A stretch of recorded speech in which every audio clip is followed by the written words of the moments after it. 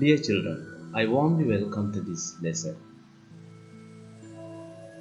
So, Civic Education, and this lesson is prepared for the students who are in grade 8.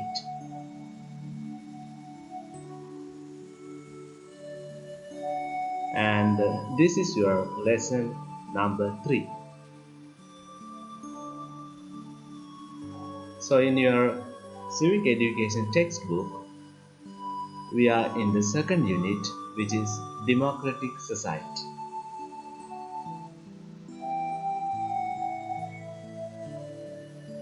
So, in your textbook, we have studied up to the page number 36.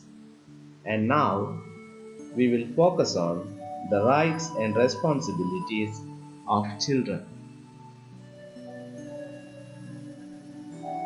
So, the important thing is you must keep your textbook while you watch this video.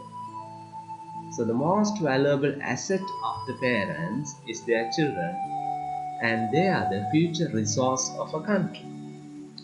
So, you may have heard, and it is mostly highlighted on children days, or maybe during the child-related programs. The people say that the children are most valuable resources in a country.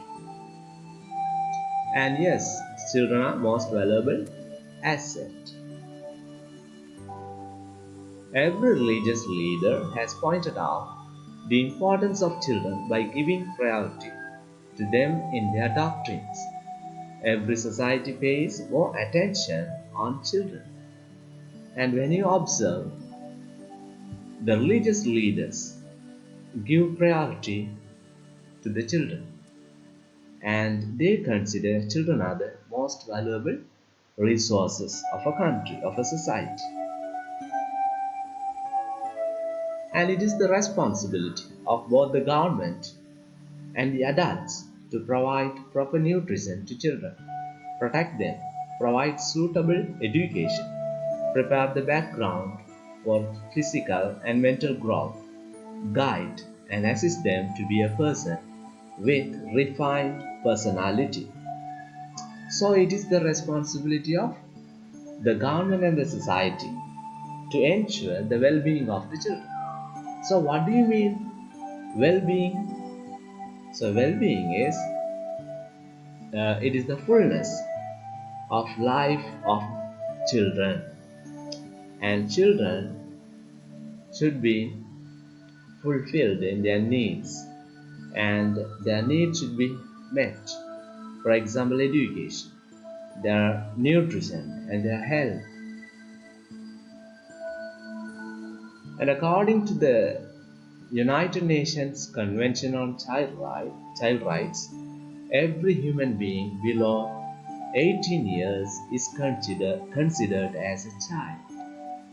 And how do you define a child? So you should write the child is considered as the human being below 18 years. The rights entitled to all children, irrespective of their gender, are recognized as child rights. So these rights are listed under 4 themes. The first one, right to protection. Protection means safety, safeguard, and right to participation. And children should have the right to participate in any kind of programs or any events. Right to development and right to existence. So these are the 4 important themes, and these themes are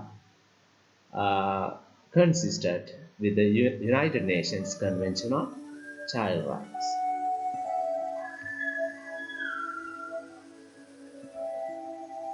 And United Nations Convention on Child Rights consists of a preamble and 54 articles. And there are 54 articles, and each article says about about the right of a child. So every member of the country is bound to protect and follow it. The United Nations International Children's Emergency Fund, so that is called UNICEF, functions as an organization established to protect child rights. So you may have seen the organization which is called UNICEF. While enjoying their rights, children should in turn ensure that they fulfill their duties and obligations at every occasion. Rights and responsibilities are interconnected. So rights and responsibilities are indivisible and they are interconnected and there is a correlation. So if they have rights, simultaneously they have the duties or responsibilities. So it is also quite essential to enjoy rights and fulfill responsibilities for the well-being of the society. Rights without responsibilities are meaningless and self-centered. So here the logo of UNICEF is depicted. So you may have seen this logo. Sometimes you would have seen the education office or maybe in the MOH offices, right? So the UNICEF is one of the organizations attached to the United Nations. So given below are some of the rights and responsibilities of children. So study them well. So here, rights of a child. The first one, right to education. So as children, you have right to education. So at the same time, you have some duties or responsibilities to follow. So if you have right to education, then what are the duties? The first one, engaging in educational activities well and respecting parents and teachers and maintaining discipline, adhering to rules and regulations and following traditions of the school. So these are the duties that you should follow. And similarly, you have the right to health facilities. So when you have right to health facilities, there are some duties.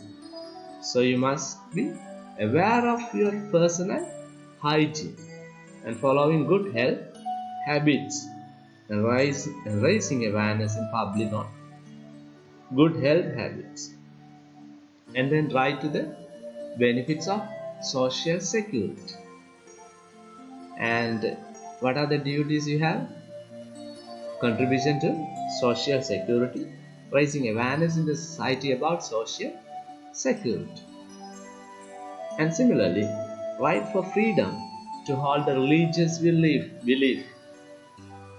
So religious well-being, and then respecting the religious beliefs of other religious groups, right? So you must be aware of other religious. You must be aware of others' faith, right?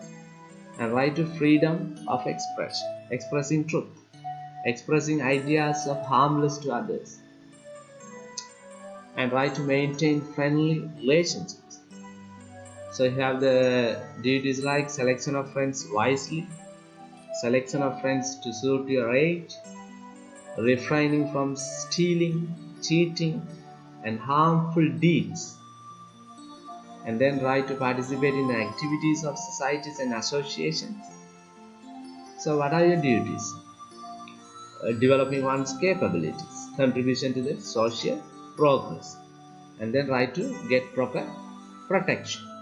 So if you have the right to get proper protection, you must fulfill some duties like respecting and obeying parents and elders, supporting others whenever possible. So we have completed this small lesson and you have some questions. under the heading of Rights and Responsibilities of Children. The first question, why do the parents and society consider children as the most valuable asset? So what are the responsibilities of both the government and the society in terms of children's personality development? How do you define child according to the UN Conventions on Child Rights? How would you define child rights? What are the four themes of child rights? How many articles are consistent with the UNCCR? So name the organization which has been established by the United Nations to protect child rights. State 5 rights of a child and their relevant duties or responsibilities. So these are the questions that you have to answer. And thank you so much for watching this video session.